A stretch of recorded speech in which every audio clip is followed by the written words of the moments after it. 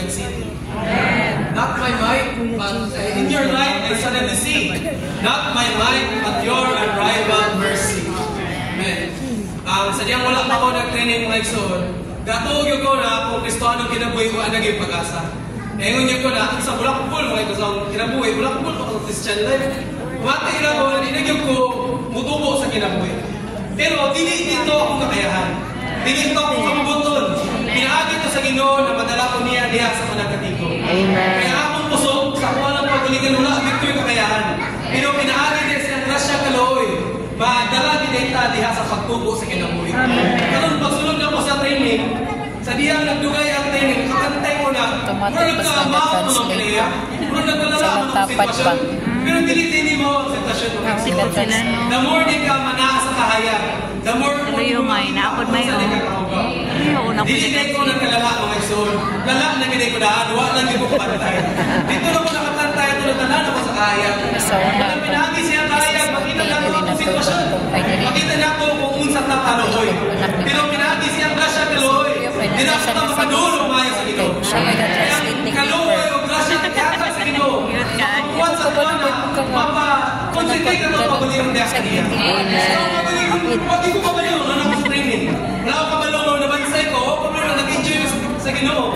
Pero dito na ko nakita na pagpakita sa Ginoo sa buwa, akong gihanap ng pagulirong diya niya. Sama ni Abraham sa pagpakita ni Jehovah siya ha. Una, wala pagin siya naghanap sa pagulirong. Niyagi pagkatulong, pagpakita, ayan pa siya naghanap sa pagulirong. Mga ison, kung walang pagalitan ni Hana sa pagpagulirong ay kamalakit, dito na unahin.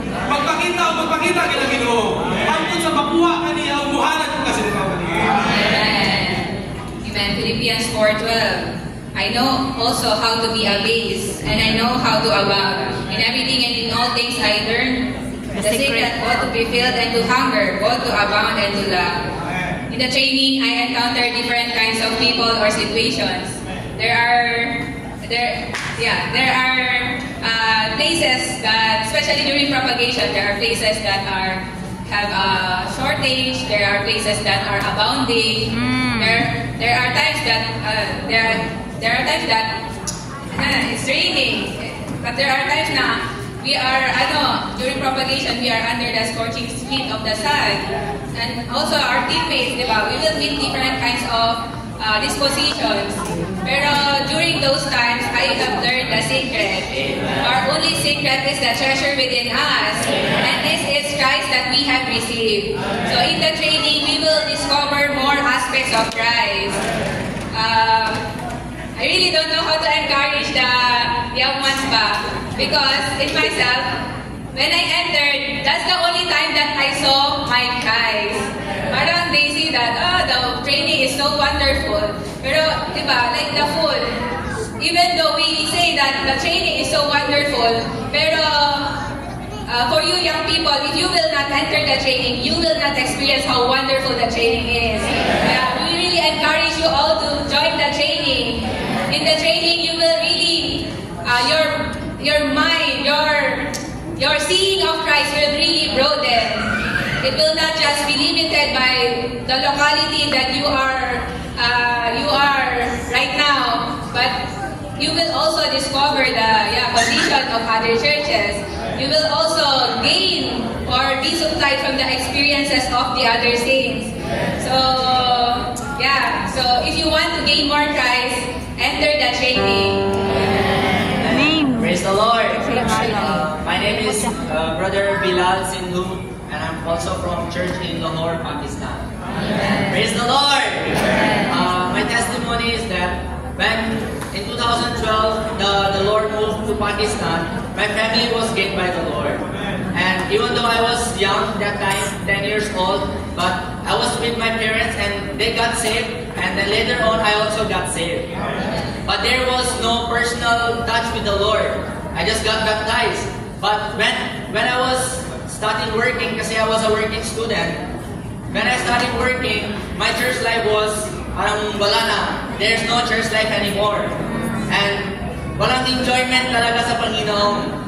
Tapos, there is a time that I was within me, I was really wondering, sabi ko, Lord, I want to come back to Him. Pero I don't know how to go back to the Lord again, how to enjoy the Lord again. But the Lord really appeared to me. There was a time that I tell the Lord, Lord, I just need you. Lord, I just love you. Lord, when the Lord appeared to me, I have nothing to say or nothing to do, but just to consecrate myself to the Lord. That's why, young people, we need the Lord's appearing. We need the Lord shining. When the Lord will shine on us, we will not hesitate anymore. We will not worry about anything, about our families, about our studies, but we will simply consecrate ourselves to the Lord. When I consecrate myself to the Lord to join the full-time training, that was the wonderful experience. In the training, you will enjoy the Lord more. The Lord will not something objective to you. It's something very subjective. Your time with the Lord, your pursuit, your Bible reading, everything would be for God's economy. That's why never hesitate in God's calling. If God is bothering you, just answer His call. Just say amen to the Lord. And the Lord in return will also give us the grace and give us the strength to go on in the church life. Praise the Lord.